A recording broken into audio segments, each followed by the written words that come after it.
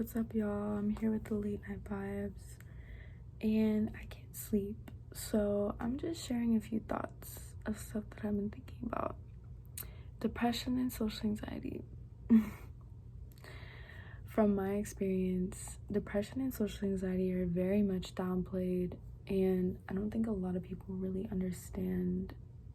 I mean, how can you understand unless you've experienced it? But I think they have the wrong idea. Like, people, when they think of anxiety in general, they think like if you're at school and you're about to present a project and you feel nervous before, like, sure, you're feeling anxious. It's not necessarily like anxiety, because to me and other people, anxiety and social anxiety it's an ever-present voice in the back of your head.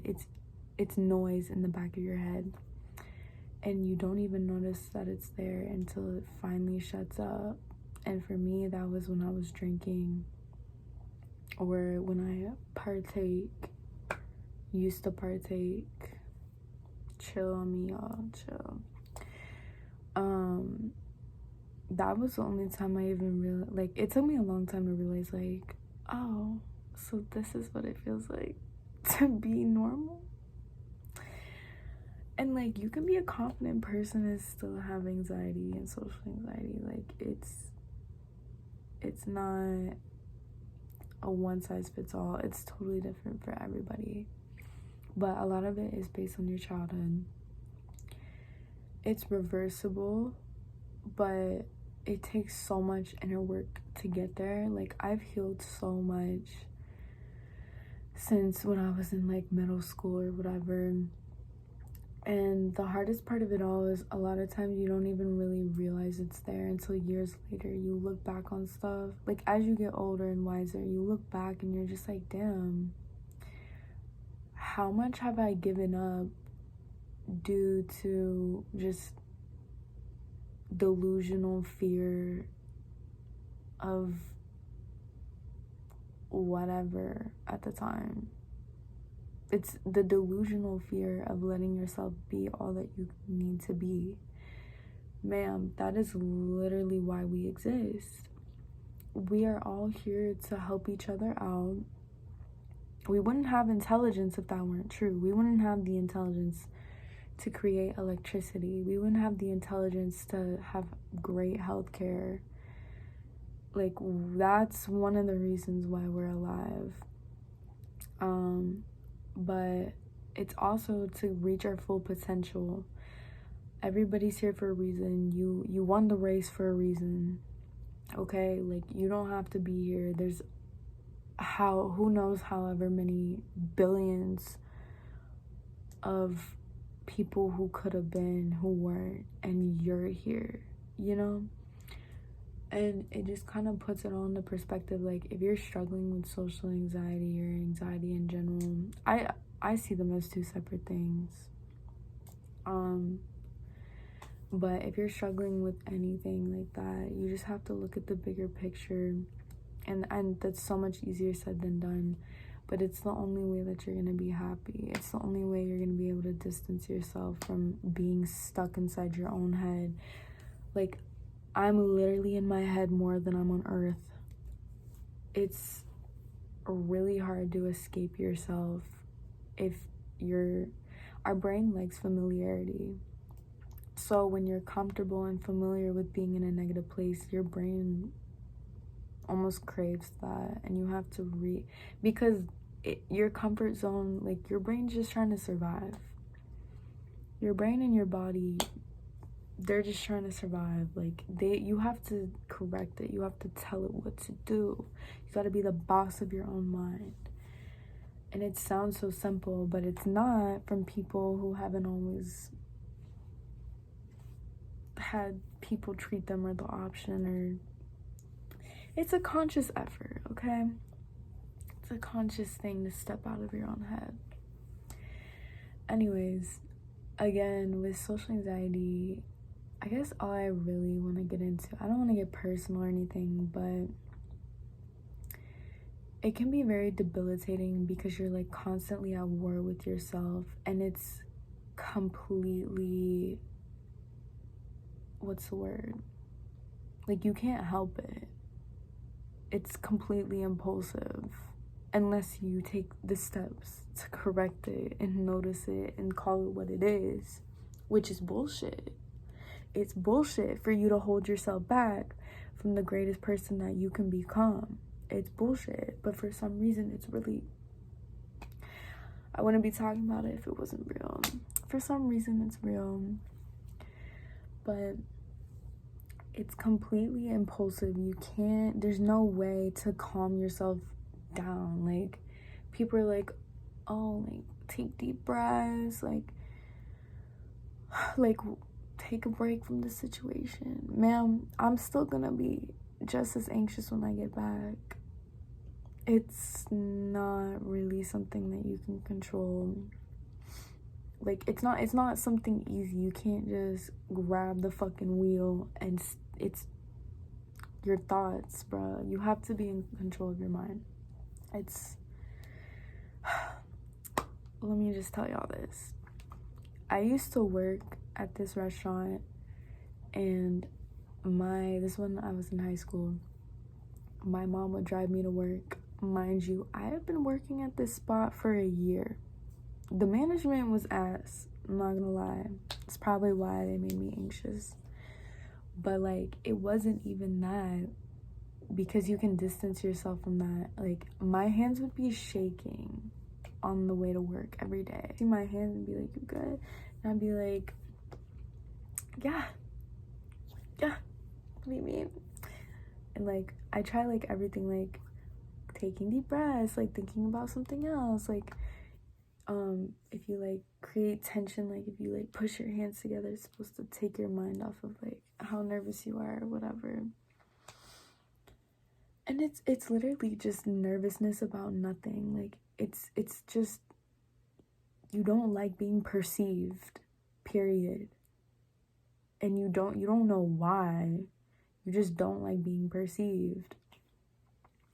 And then on top of that, your mind is running in circles, being like, what if you walk in and see this person? Like, what are you gonna do? What if they say this? What if you see that person? Well, last week they said such and such to me, so how am I gonna approach them today?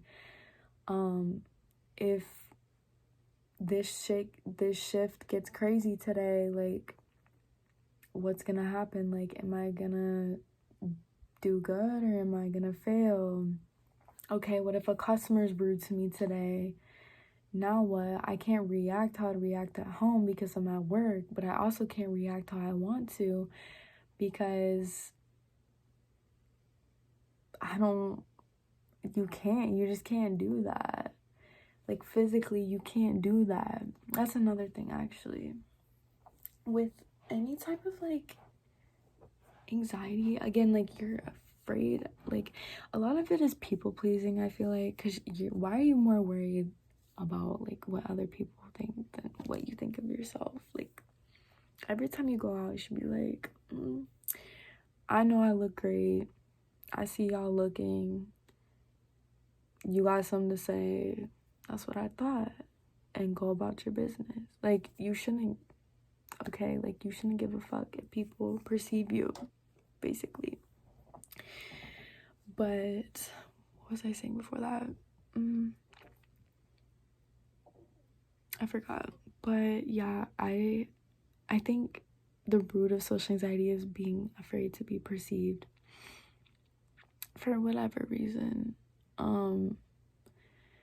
But I was gonna say, it's really another thing that makes social anxiety even worse and digs you deeper is, again, like, if you have like a confrontation with somebody or like conflicts or anything like that, you can't even react how you want to. Like, you literally freeze up. Like, girl, when I'm at home, if you fuck with me, I'm off the handle, like, no problem, because I'm not afraid of how I'm perceived by them. But when I'm outside my house, it's not that I'm afraid of, like, that's why it makes it so hard to explain. because I'm trying to think of how I felt back then versus like how I feel now, and I'm in a different spot now. Like now, like it's not that I'm not afraid of like people thinking that I'm mean, or like if I'm being perceived like a different way than I mean to, because at the end of the day, like I know what I mean in my intentions. It's more like when I go out, I just expect like people to be good people, so when they're not, it really takes me off guard. I don't know why it does. Man, these past few years have been crazy. Like I shouldn't expect nothing from anybody anymore. But yeah, it's really just more like people, I go out in public and people just act a fool. Like the shit that they say and the things they do, like I just would never. So it's kind of just like you freeze up because you're thinking about like it's shock, disgust, anger, anxiety, like, and it's all amplified in your head all at once, so that like you freeze up and you can't even do what you want to do, and it sucks. But that would happen to me at work all the time. Somebody would just catch me completely off my game, and I'd just be like, why did you say that? Like, there's no way you just said that. You're not real. Anyways, depression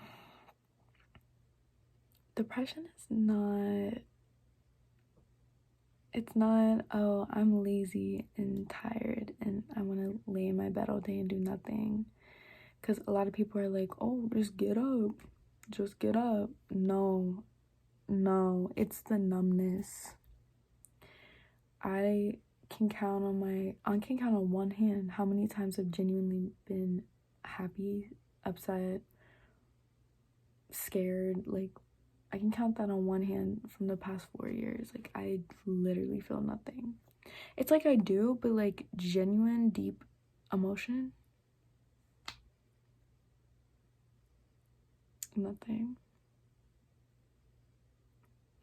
And I do want to say, if you partake,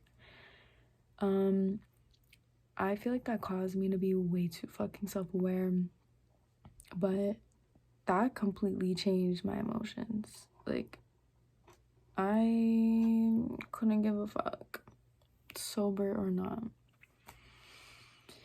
But yeah, depression is just not, it's not easy to define.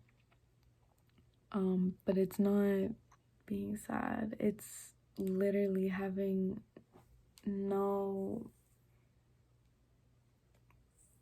you don't see any worth in taking care of yourself or going out. And it's not because you're sitting there being like, oh, I don't deserve it.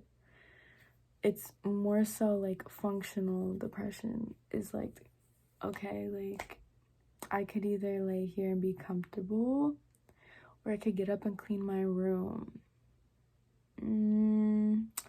What's the point in cleaning my room? Nobody's coming over. Nobody's been over in a couple months anyway. Like, it's just me, and this is my own mess, and I'm comfortable in it. Organized chaos. Yeah, depression is not.